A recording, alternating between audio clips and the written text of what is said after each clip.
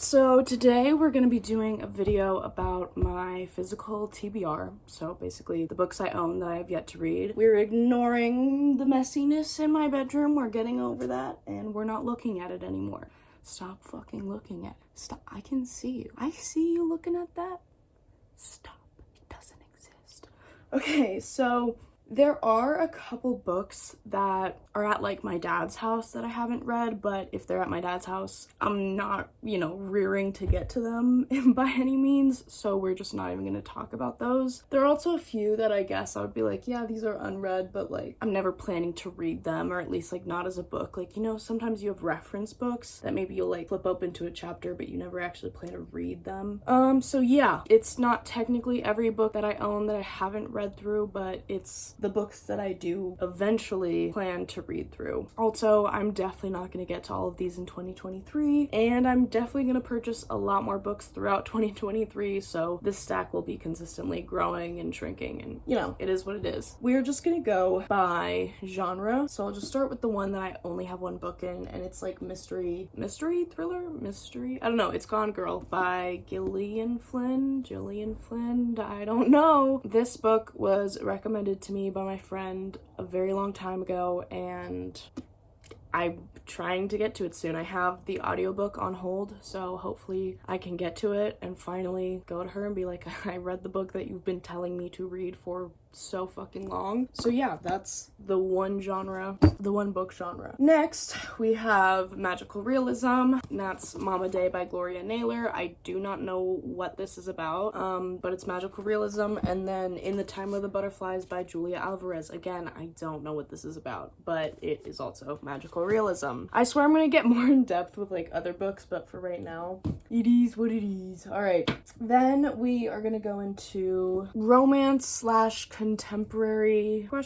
And that would be Dreamland by Sarah Dessen. This is a book about a girl who is in an abusive relationship, and it's just about her, realizing that and coming to terms with it and figuring out what to do and how to heal and all that stuff. It is, as far as I'm aware, Sarah Dessen's only book that is not a contemporary romance, and it's one of the few books of Sarah Dessen's that I haven't read. It's the only book of Sarah Dessen's that I own but have yet to read, so I definitely want to get to this in 2023. I'm just a little nervous because obviously it's not going to be a particularly happy book. Next is Love in Other Words by Christina Lauren, which I plan to get to very soon. I have heard so much about this book, and then when I saw this cover, I was like, okay, I have to get it because I think the other cover is so ugly. So when I saw this, I was like, all right, I guess it's a sign that I'll get it. So yeah, this is a second chance romance between like childhood friends to lovers. Is it childhood friends to lovers to strangers to lovers? I'm not really sure, but I've heard it compared to Every Summer After a lot. Obviously this came out first, so a lot of people are saying like, oh, Every Summer After is just like a rip-off of Love in Other Words. I really enjoyed Every Summer After, so I'm hoping I enjoy this one too, and I'm hoping that it's been enough time since I read Every Summer After that it doesn't feel like too much that I'm reading the same story. So yeah, I think I'll probably do a reading vlog for this just because it is such a beloved book on BookTube. And the next one is Save the Day by Morgan Matson. This is signed, which is like the entire reason I bought it. But also I love wedding books. And so if I remember correctly, this is about a girl who her family is like selling a house or something, but they're having her sister's wedding at the house, like one last hurrah before they sell the house, something like that. And then she starts a romance with like a wedding planner, like an assistant of a wedding planner. I'm not really sure. But yeah, I bought it because it was at my secondhand bookstore and it's signed, and if I see a signed book at a secondhand bookstore, I'm snatching that shit up. So the next one, really quickly that I'll mention, also doesn't really fit in this category, but it's The Heir by Kira Cass. This is like the fourth book in the Selection trilogy, which I know is an oxymoron, but I consider the Selection trilogy like the main story, and then there are kind of like the spin-off books of like The Heir, which is about like the main couple's kid. So yeah, I want to reread the whole trilogy before I move on to The Heir. I've also heard that it's not very good, but I just still want to read it. Moving into historical fiction, we have The Tobacco Wives by Adele Myers, which is about North Carolina tobacco growing plantation wives, ? question mark, 1940s, 1950s, something like that. I don't know. I just saw this on Goodreads, like, you know, when they always have the ads for like books. I just thought it was really pretty, and I had also just finished reading Where the Crawdads Sing, and so I wanted something that's kind of a similar vibe, and like they both take place in like mid 20th century North Carolina, so I was like, maybe this is, you know, a similar vibe. I don't really know much about this book, but I'm excited to read it, and it's such a beautiful cover, like insanely beautiful. Oh, this is more horror. I don't know why I have this. Oh, because it sits on my historical fictions shelf. I guess I should have put this with Gone Girl, but it's Mexican Gothic by Sylvia Moreno Garcia. I don't really know what this book is about. It was a gift to me by a friend for my birthday, and I really need to read it so that I can talk to her about it.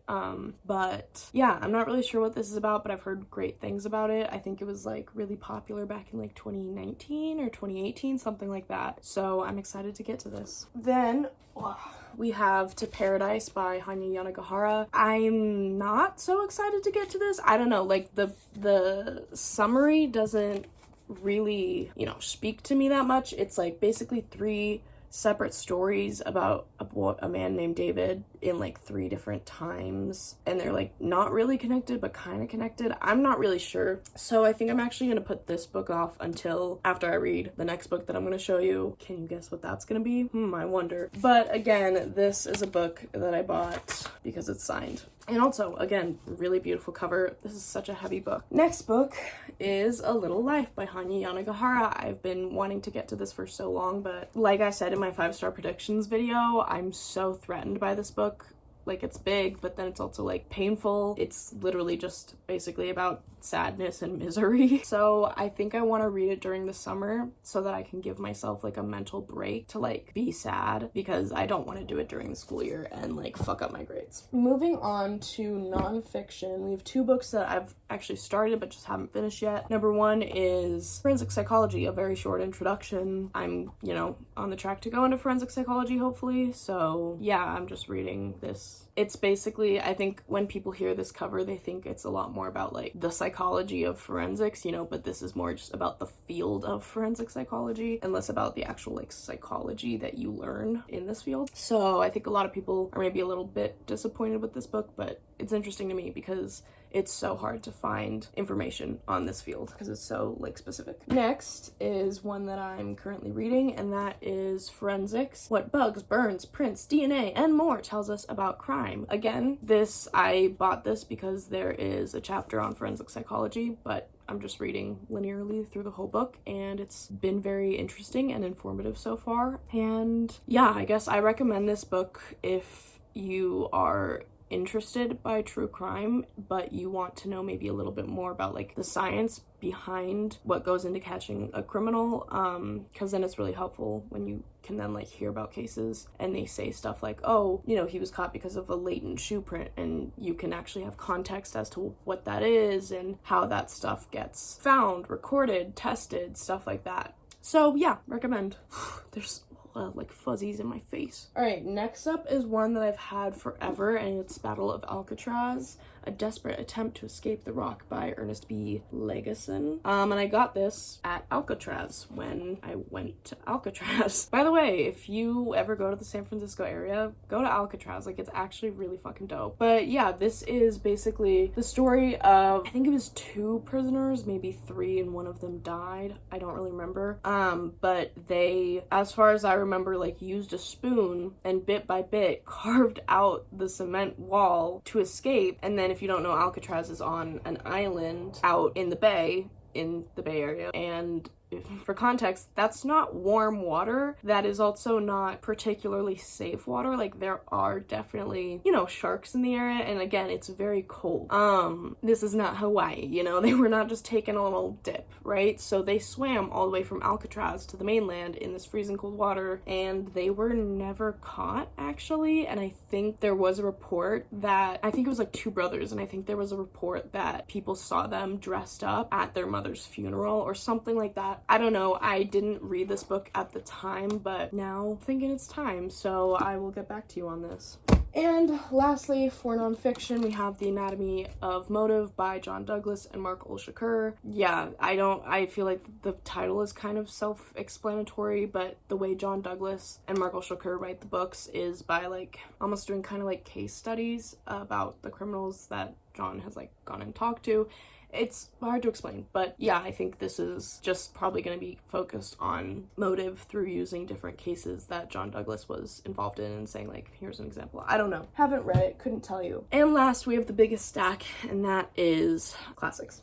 Okay, so number 1, Their Eyes Were Watching God by Zora Neale Hurston. I don't know what this book is about, but I would say this is probably my mom's like favorite book, or at least definitely in the top 5. So yeah, excited to read it. Then I have Mrs. Dalloway by Virginia Woolf. Again, I don't know what this is about, but I've heard it's a very stream of consciousness book. I've obviously heard so many things about Virginia Woolf, so again, excited to read it. How many times can I say that? Then we have Les Miserables by Victor Hugo. Am I excited to read this? That might be a stretch. Yeah, this is definitely the longest book that I own and the longest book that I would have ever read. But this musical is one of my favorite musicals, and so I kind of want to see the source material behind the musical. Then we have 2 Edith Wharton books. We have Summer by Edith Wharton, which I believe is just about a woman in the early 20th century discovering her sexuality. And the other one is The Age of Innocence by Edith Wharton, which is about like, again, early 20th century, or maybe this is actually late 19th century. This might take place in the 1890s, but it's just about like high society and a scandal. I don't know, I'm having trouble explaining the classics.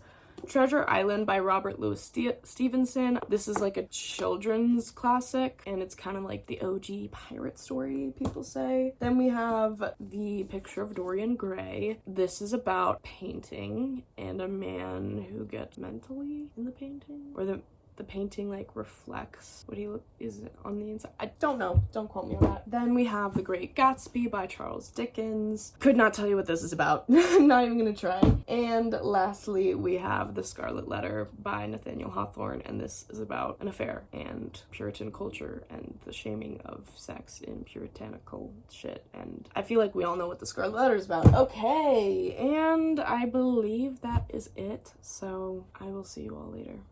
Peace out.